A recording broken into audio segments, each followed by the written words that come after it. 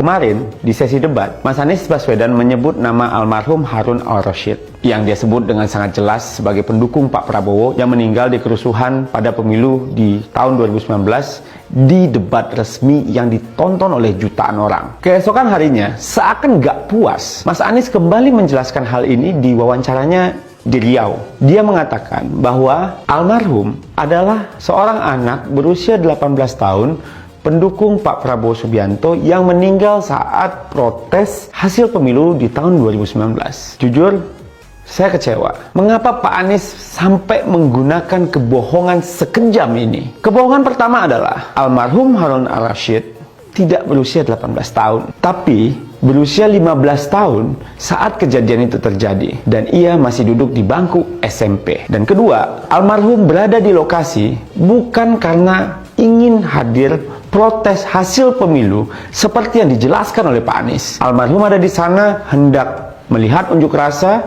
dan dia bukanlah bagian dari rombongan yang datang untuk protes. Mengapa Mas Anies bisa menggunakan kebohongan dengan cara seburuk ini? Menggunakan nama seseorang anak yang sudah tidak ada untuk menyerang orang yang selama ini menaruh badannya untuk Mas Anies. Orang yang mengulurkan tangannya untuk Mas Anies. Orang yang Mas Anies bilang merupakan seseorang yang paling berjasa untuk Mas Anies. 5 tahun lalu Mas Anies bilang Pak Prabowo adalah orang yang paling sering dikhianati dan dia tidak ingin menambah daftar orang yang mengkhianati Pak Prabowo. Tapi hari ini Pak Anies menggunakan nama seseorang yang sudah tidak ada, membungkus nama itu dengan kebohongan, lalu mempermalukan Pak Prabowo di depan jutaan orang. Apakah Pak Prabowo dendam? Tidak sama sekali.